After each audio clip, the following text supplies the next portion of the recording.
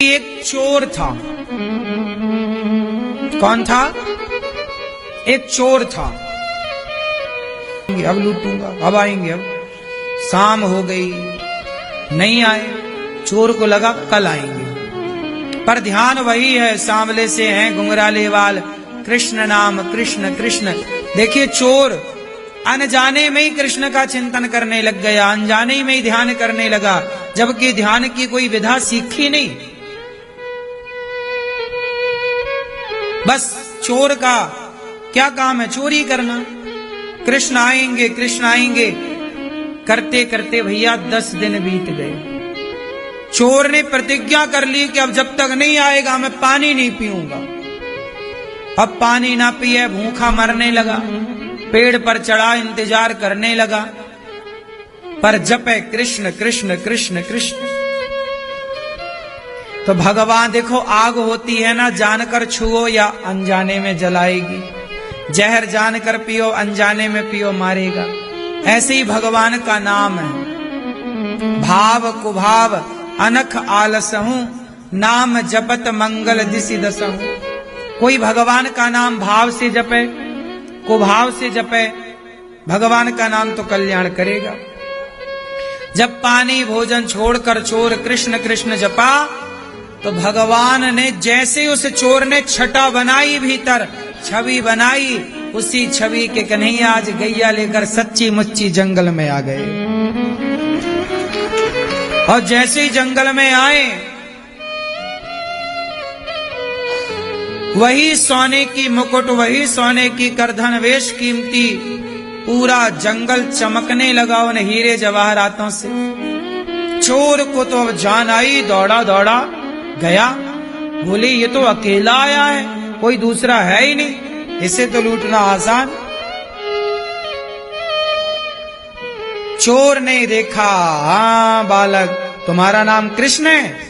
हाँ हमारा नाम कृष्ण है। तुम्हारी माँ का नाम यशोदा है? हाँ। पिता का नाम नंद बाबा? हाँ। ये बताओ, ये जो तुमने सोना पहना ये असली है? हाँ। चलो उतारो जल्दी। भगवान बोले क्यों उतारें?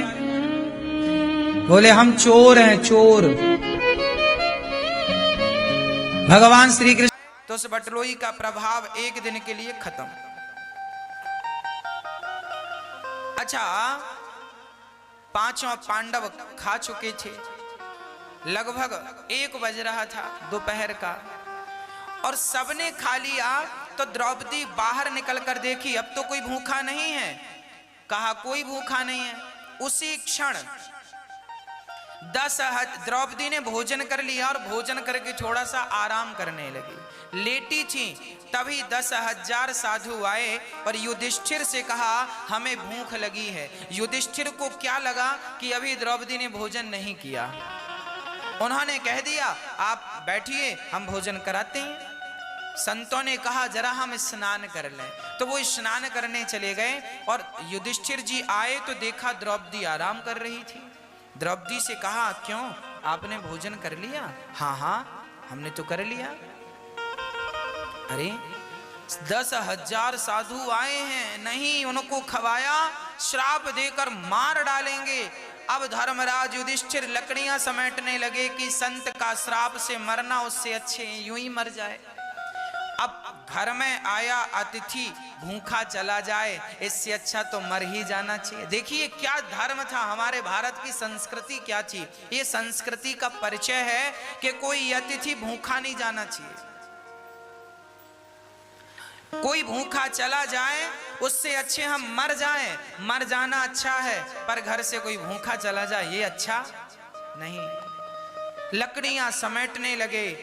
अर्जुन भी बोले अब जी कर संत श्राप देकर। दुर्वासा जी बड़े क्रोधी महात्मा थे, सब मरने की तैयारी करने लगे, चिताएं बनाने लगे। अब संत का जो नहा के आएंगे कहेंगे खाना दो, नहीं है मार डालेंगे, और भूखा ब्राह्मण शेर समान। अब द्रौपदी ने देखा मेरे 5 पति मरने लग गए। तब द्रौपदी ने दोनों हाथ उठाकर कहा हे द्वारिकाधीश, आपने तब वस्त्र बढ़ाकर मेरी रक्षा की थी, आज भोजन बनाकर भोजन देकर मेरी रक्षा कीजिए नाथ। जब द्रौपदी ने दोनों हाथ उठाकर कृष्ण को पुकारा, श्याम सुंदर कहाँ हो, आओ, और अपनी बहन की लाज तब बचाई थी, आज भी लाज बचाओ। और जब पुकारा तो भगवान वहां से आते हुए नजर आए।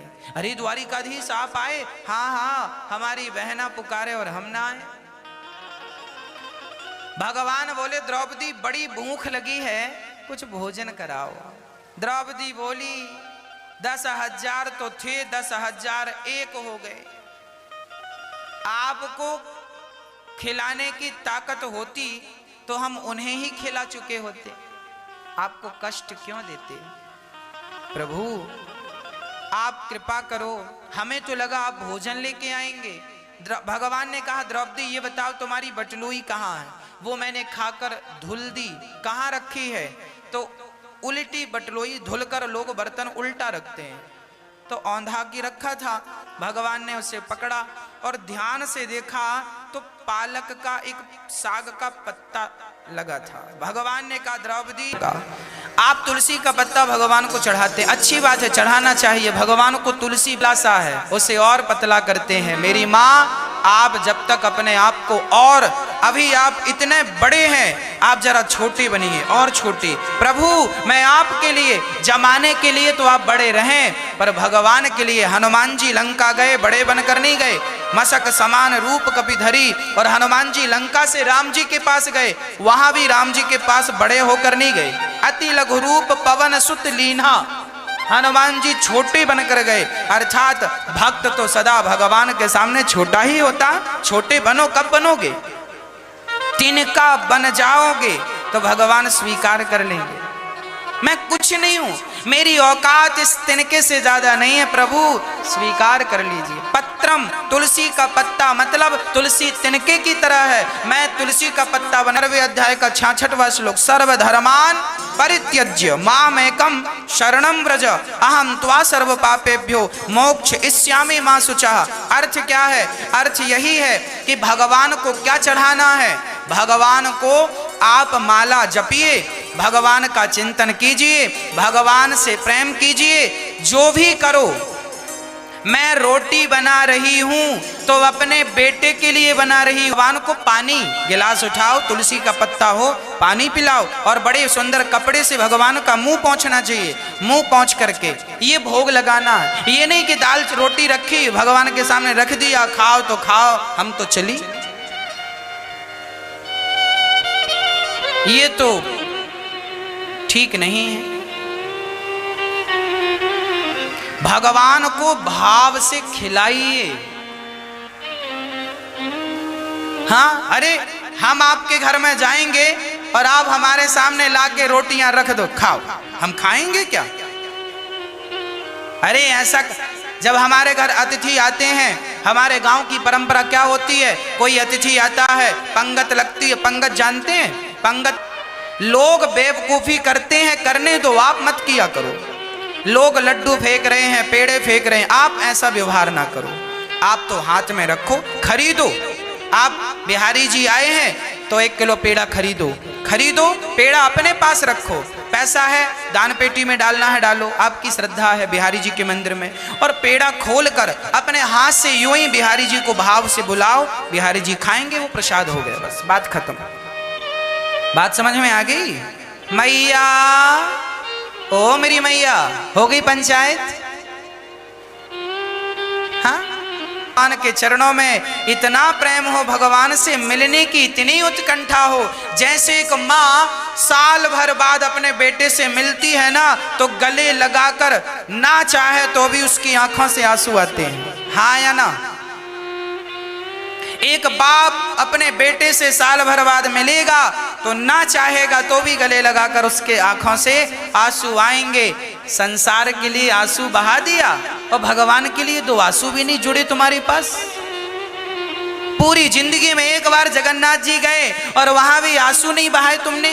पूरी जिंदगी में एक बार बिहारी जी के पास आए और बेटे से मिले तो लिपटा के रोए, और भगवान के लिए कोई आंसू नहीं। भगवान भी बोले जाओ, जैसे आए हो खाली खाली। विश्वास है कि आपको कुछ समझ में आया होगा। आज पूज्य श्री अनिरुद्धाचार्य जी महाराज ने हम सभी लोगों को बहुत ही उत्तम एवं शिक्षाप्रद कथा सुनाई है। आशा करता हूँ कि इस शिक्षाप्रद कथा से हम सभी लोग कुछ न कुछ शिक्षा अवश्य ग्रहण करेंगे और अपने जीवन को सुखी और सात्विक बनाने का प्रयास करेंगे। मित्रों, अगर आपको यह शिक्षाप्रद कथा पसंद आई हो तो वीडियो को लाइक करें और अधिक से अधिक लोगों को शेयर भी करें, जिससे और भी लोग महाराज जी की इस शिक्षाप्रद कथा से शिक्षा लेकर अपने जीवन को सुखी बना सकें। मित्रों, अगर आपने अभी तक हमारे चैनल को सब्सक्राइब नहीं किया है तो हमारे चैनल को तुरंत सब्सक्राइब भी कर लें, जिससे आपको नोटिफिकेशन के माध्यम से महाराज जी के शिक्षाप्रद कथा तुरंत प्राप्त हो सकें।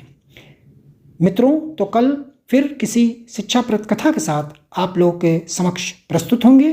तब तक के लिए जय श्री राधे।